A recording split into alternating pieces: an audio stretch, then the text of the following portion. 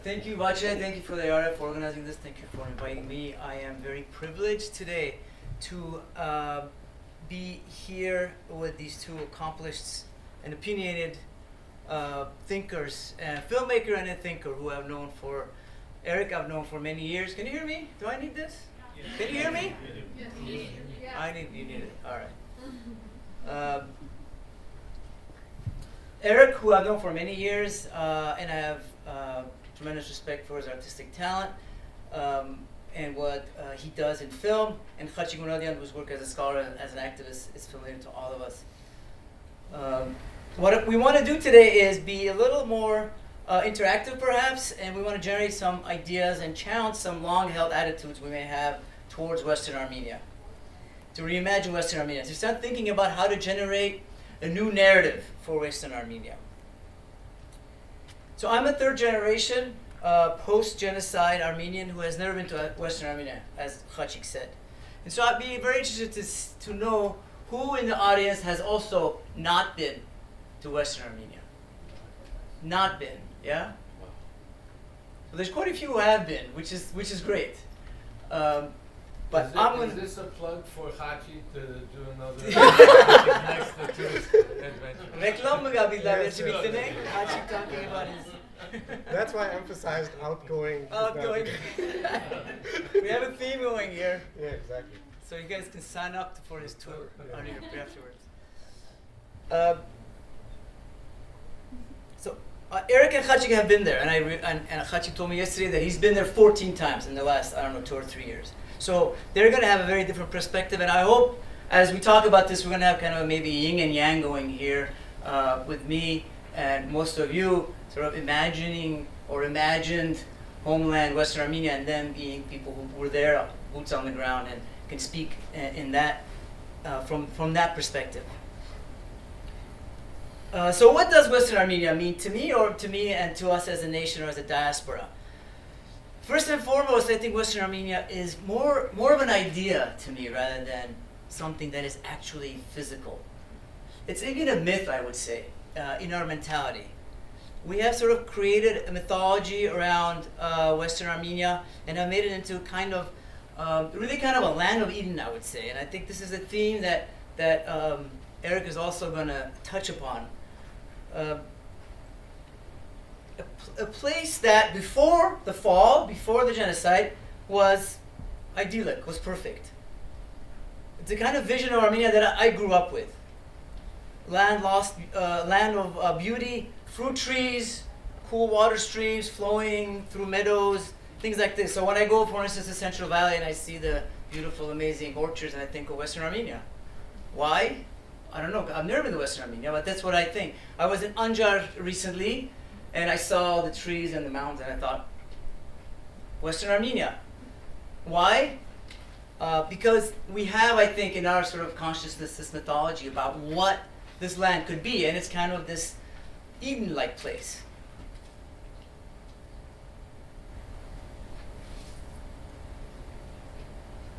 But of course, it's also paradise lost, right? And so this sort of thing forces us to weave a particular kind of narrative of place. So the thing that I want to stress is, what is the narrative of this place? This is, I think, a very important question.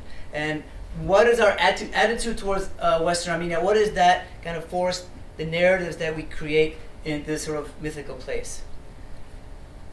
So I would say for as far as I know, everything that has come out of Western Armenia, it is a narrative, this narrative of place is a narrative of loss. For obvious reasons, in Western Armenia, we try to expose what we have lost, right? That is very natural for people who go visit it. And the artistic medium employed most often has been like documentary films, long and short. So it seems like every year there's another one coming out. There's, I know, like a slew of them coming out next year. Every year at Apricot Film Festival, there's maybe 1 or 2 of such documentaries that people return to Western Armenia. And they all have essentially the same narrative. So they go to try to find the grandparents' house in Armenia, multiple visits to ruined churches, images of khachkars that have been made into walkways. There's the argument with the bus driver or a villager about the genocide. There's the emotional outpouring, the crying, and then at the end there's a lot of sadness and sort of a lamentation that happens. Certainly this is a very important narrative, and this is a narrative that, if done well, can certainly can find its audience, very important audience. But I think from an artistic standpoint, this is kind of a black hole for us. This loss, this idea of loss, we're crushed under under this idea of loss that we cannot get beyond it. We cannot make any other kind of reflections because this loss of what we used to have and we have now, or we do not have now, stops us, stunts us. And it's kind of a binary thing. We had it, we don't have it. And really for art to flourish, I think you need nuance, you need gray scales, you need gray levels, you need gradations. So we need a reflection on this land, on our land, without preconceived narratives. We need to rediscover it, we need to reimagine Western Armenia with a new narrative of place that is not based on loss. So how do we create an alternative narrative? I hope that this is the topic we will kind of discuss today, and we'll welcome comments and your alternative narratives also today. And but before we go on, I want to show just a couple of sort of my own attempt. I haven't been to Western Armenia. My own attempt to create a new narrative with some other work. So this is my work with Eyewitness, with Levon Parian, and the testimony collected by the Genocide Project, photographed by myself and Levon Parian. It's portraiture of genocide survivors, but with a slightly different approach to how it's photographed, where we do portraiture, but we also do double portraiture. And this is Khatun Purnazian, who was born in Bursa.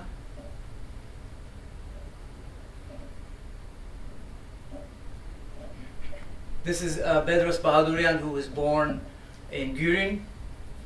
And I'm going to very quickly, if I can get around to reading it. So this is the narrative that we all are familiar with. So we went from Albistan to Zeytun to Marash to Aintab. We camped on a farm behind Aintab College near some new dug foundations for houses. There were simply large holes in the ground. You understand, an epidemic had broken out in our caravan and people were dying all around us. They started filling those foundations with dead bodies, 2, 3, 4, 5 bodies on top of each other. So this is sort of the narrative that we are all familiar with, sort of deportation and death. The kind of narratives that we are trying to generate with our project, and this is Manuel Bogharian, who was born in Aintab in 1908, is a little bit different. So his testimony is, during the defense of Aintab, I was a kid. The French were in Cilicia, and then they, alongside the Armenian volunteers, were fighting Ataturk's army. The French had sent the foreign legionnaires only. Many of them were Senegalese soldiers who ate cats. They would shoot cats and would find the cats and bring them back to the soldiers and get bullets in return. We took those bullets to the Armenian fighters. So obviously Armenian fighters didn't have enough bullets. And so this is not a narrative that is about death and destruction, but it's a very, very important part of this testimony and part of our own narrative of how we have to reflect back and understand, for instance, in this case, what survivors saw. One more case. This is Hayastan Terzian, who was born in Kharpert. And this is her testimony. I'm going to have to scream from over here. When the deportations began, we went to the Armenian consulate to say goodbye to my father. He cried. The American consul, Davis, saw him and told him to stay. That is, stay in the consulate. Later, my mother escaped from the deportations and also came to the consulate. We were in the American consulate during the deportations. Consul Davis saved us. So I have an interesting story with her. When I interviewed her myself. She told me this story that Consul Davis actually saved her.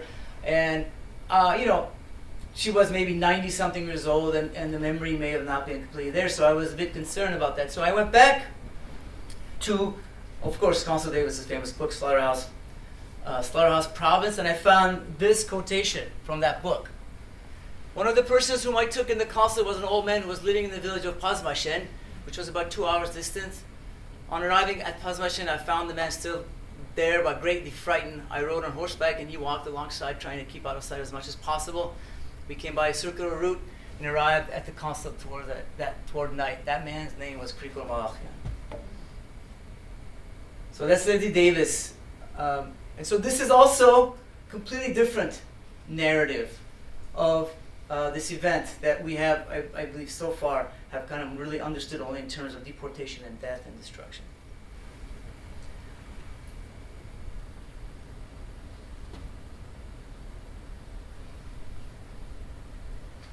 So I think it's very, very important to find new narratives, to engage with the ones that we already have, but also create new ones. And so these were witnesses from 100 years ago to our Western Armenia.